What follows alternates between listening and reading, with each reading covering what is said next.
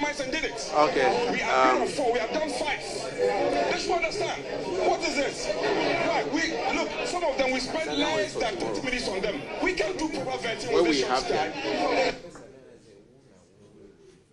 Thank you very much. I believe the witnesses were here. We just want them to know that we've identified them as witnesses to what has happened here on that fateful Thursday and Friday. And so without much ado, those who are here now will take their oath, and I will call them one after the other to take their oath. And then the second batch of people, witnesses who are not here, will show the same video to them, and then we'll go through the same process with them.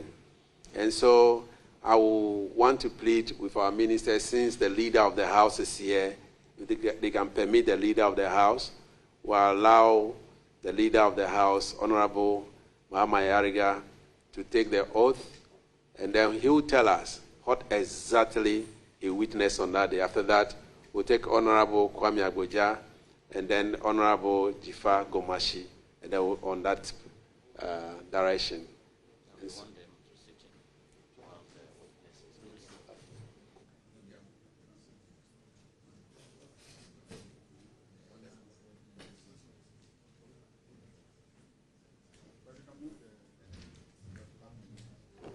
Hello.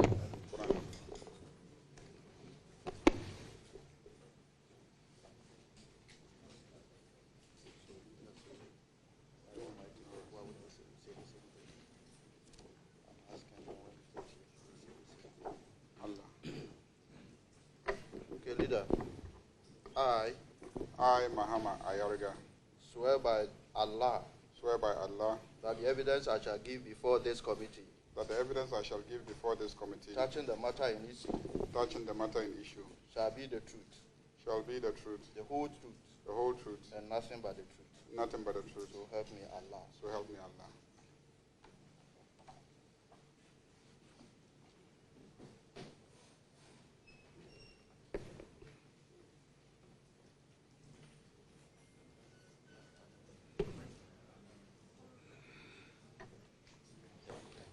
Thank you very much, Honorable Mahama Ayariga, leader of the House. Please, can you tell this committee what you witnessed on the 30th of January 2025, and what you know about the incident that has happened on that fateful day? Thank you. Thank you very much, Chairman.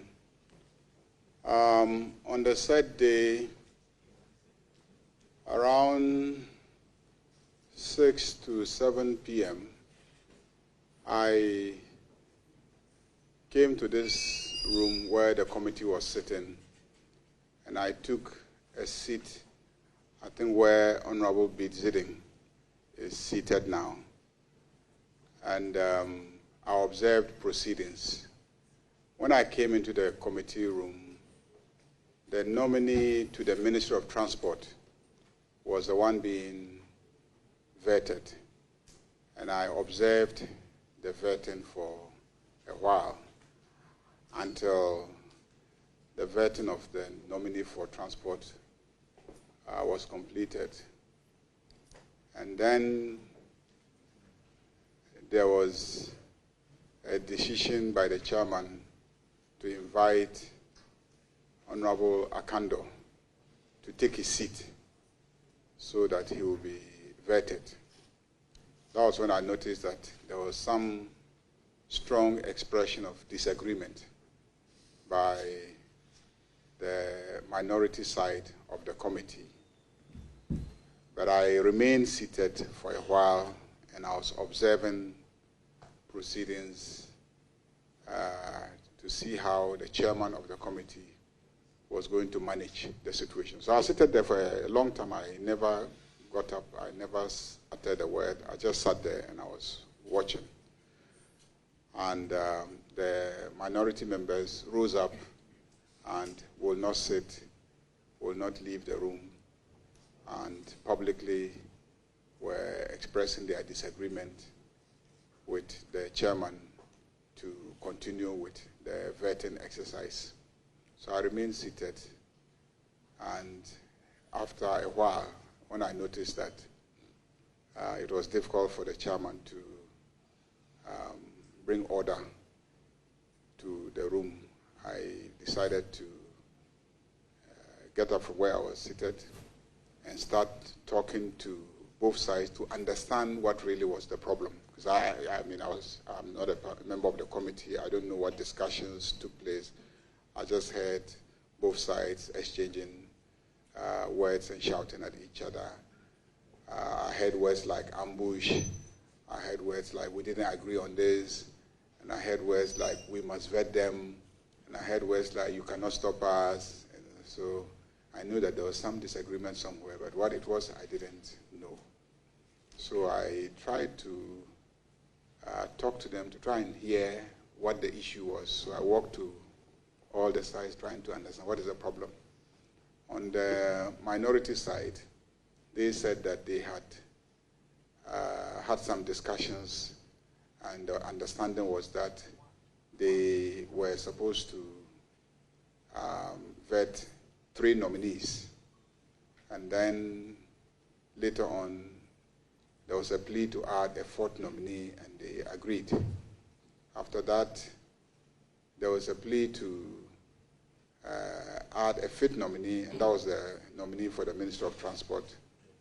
And then there was resistance, but according to them, Honorable Nitu tried to convince the side to accede to the plea by the majority side to add the nominee for the Ministry of Transport. And so ultimately they agreed. And that was the nomination that I came and met. But towards the end, they have seen that the majority side is parading 2 additional nominees. And those were Akando and then Honorable Ablakwa, and that they were not going to entertain the nomination of these 2 other, the vetting of these 2 other nominees. And I heard their side. So I tried to speak to the chairman and then the majority side. They also indicated that there was no agreement to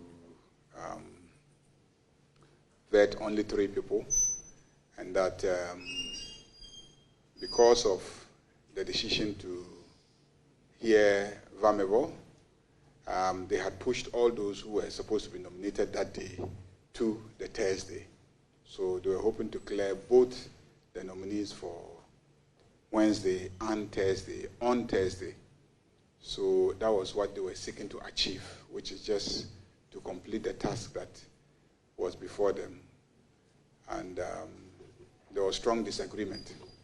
So I tried to convince the majority side that how about if they agree to vet Akando so that you push Ablakwa to Friday morning.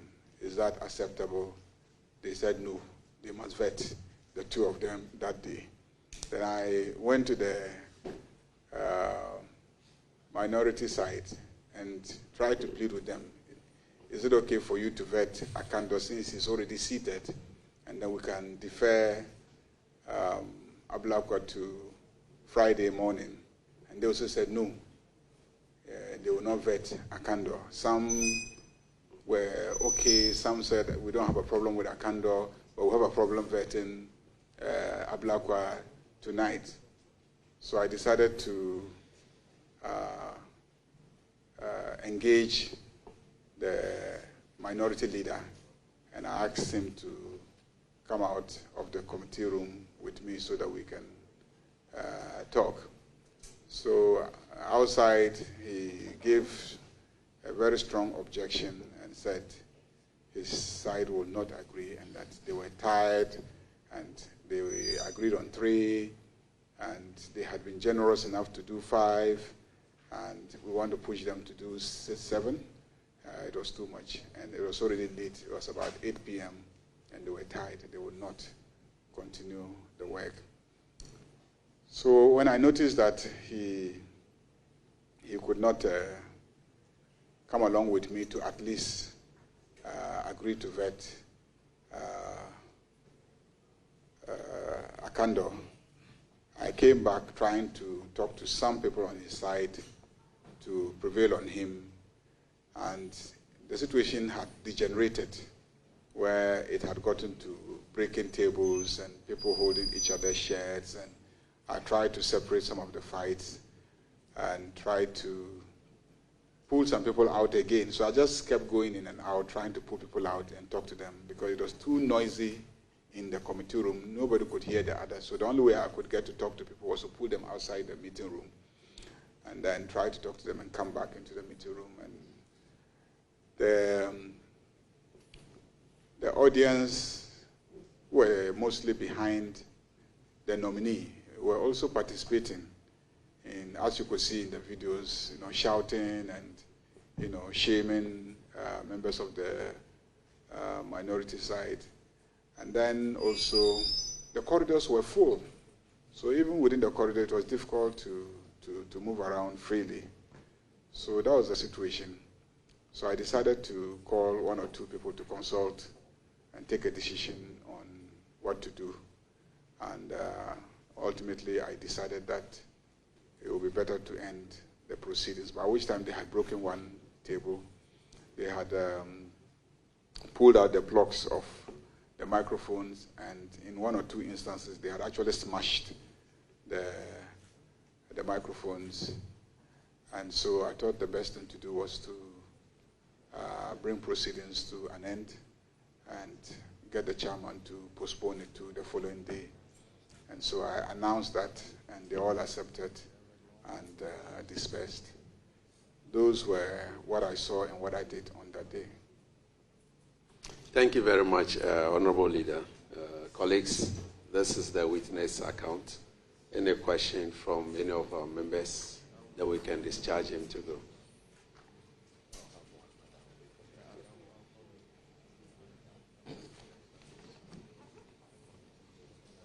Thank you, Honorable Chair. Majority Leader, if you could just confirm, just for the records, that the video that we just watched is an accurate depiction of what you remember on the day. Depending on where you were seated that evening, you will see different things. I was seated exactly where Honorable Bidiziding is seated. So I could only see directly opposite me a lot of what was happening on this side until I got up. I was seated for a very long time, to tell you the truth. I was just seated calmly throughout. And so I saw a bit of what was directly opposite me. On this side, I only saw Akando sitting here, and then he had a few people behind him. I think that the video depicts an aspect of what happened, depending on where the camera was positioned. As you can see them, they were positioned at different locations. Some were to the left, others to the right, and so those who were to the right were capturing. But when it got heated, some took their cameras and tried to capture it from a position that they thought could tell the story better. So and others used their mobile phones, and they came and they were all over the place trying to capture different angles. So this, I believe, reflects one of the angles, but there were different other angles.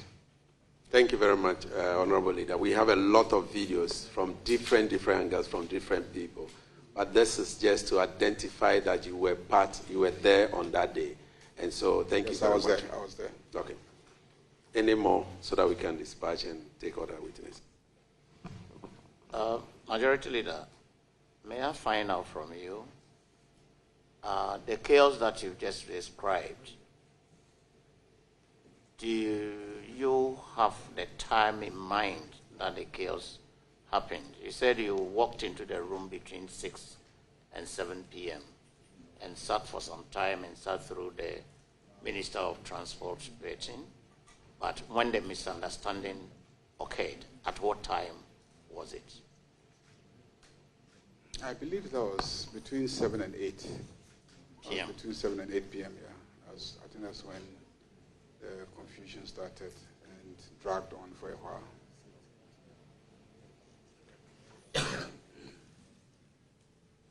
Thank you very much. Leader, Majority Leader, I'd just like to find out whether there was a prior agreement to vet Honorable Akujato and Honorable Akando for the day, in addition to the ones that were undertaken, whether leadership of the committee actually had that agreement. Thank you. The original schedule actually provided for Ablakwa to be vetted on Thursday. Indeed, he had approached me personally to see if it could be vetted earlier, because the president had started traveling, and I think was even traveling to one of the Eastern or Southern African countries. And the suggestion was that the president was traveling and he didn't have the support of his Minister for Foreign Affairs. So it was important to see if we could have Ablakwa taken so that he could be sworn in and he could start working around the president's travels. So he approached me to see if he could be shifted to Wednesday or even Tuesday. And it was difficult because others had been scheduled earlier. So to shift him, you needed to move somebody out. I, on a number of occasions, tried to get the chairman to shift him forward. It didn't happen. So I negotiated that they should vet him on Wednesday. And it turned out that on Wednesday there was a decision to invite Vamevo and not to vet any nominee. So it then became the position that the original date of Thursday that he was scheduled was the day that he would be vetted. So the week before, he had already been scheduled to be vetted on Thursday. So Thursday was his appropriate vetting day.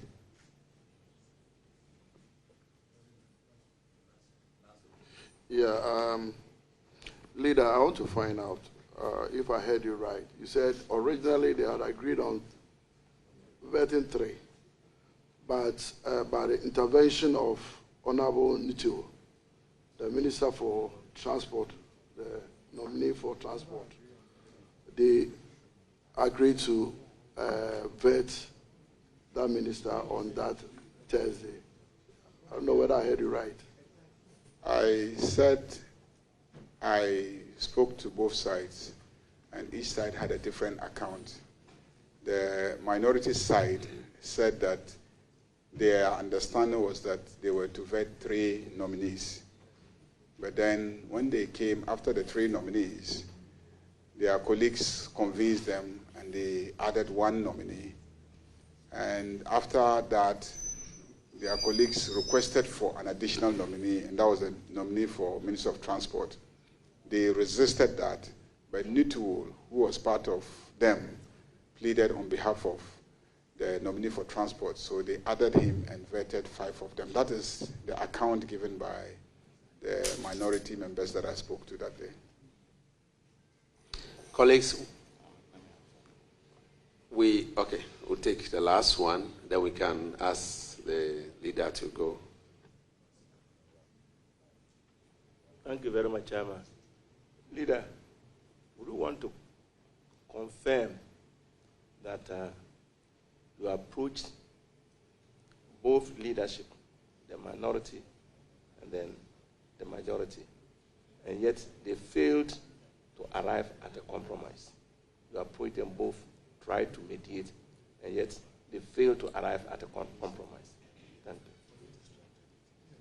you. Yeah, I spoke to both sides. I spoke to them. I tried to convince them, but each side was adamant, insisted that somebody like Ablakwa had been slated to be vetted that date. He had come with his family and his chiefs.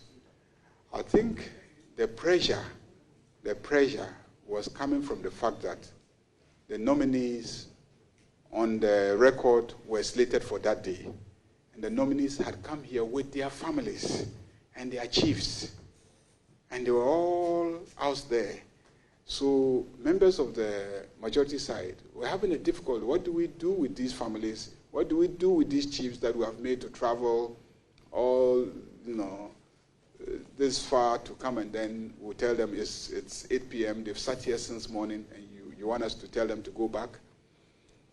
And that was the difficulty, that the nominees were here with their families, with their chiefs, and to ask the nominees to go back with their families and come back the following day was going to be a major inconvenience. That was really what was pushing. It wasn't just because they had the numbers and they could railroad their way through. It was just, what do we do?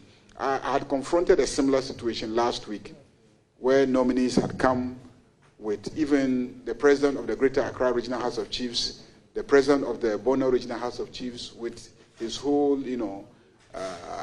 Regional House of Chiefs. They were here, 10, 15 chiefs. Greater Accra he sat here the whole day. And then we finished approving, taking the report on those whose reports had been laid in the house. We finished around 8. We came here and there were 3 or 4 sets of nominees with their chiefs. And again, the minority side said it was late, they were tired, and they couldn't start processing them. And the majority said they would not agree. Those chiefs had been sitting here the whole day, and they couldn't tell them to go back home. So on that day, I had to take responsibility. And I invited the nominees themselves into a room outside here and personally pleaded with them. They begged and begged. I said, no, it is late. It is 8 p.m. and you know that the average number of hours we spend on each nominee is 3 hours. So just do the calculation. If we take you'll be here till 11. Then the next chief and next nominee and his chiefs will sit and also start at 11 and do 3 hours.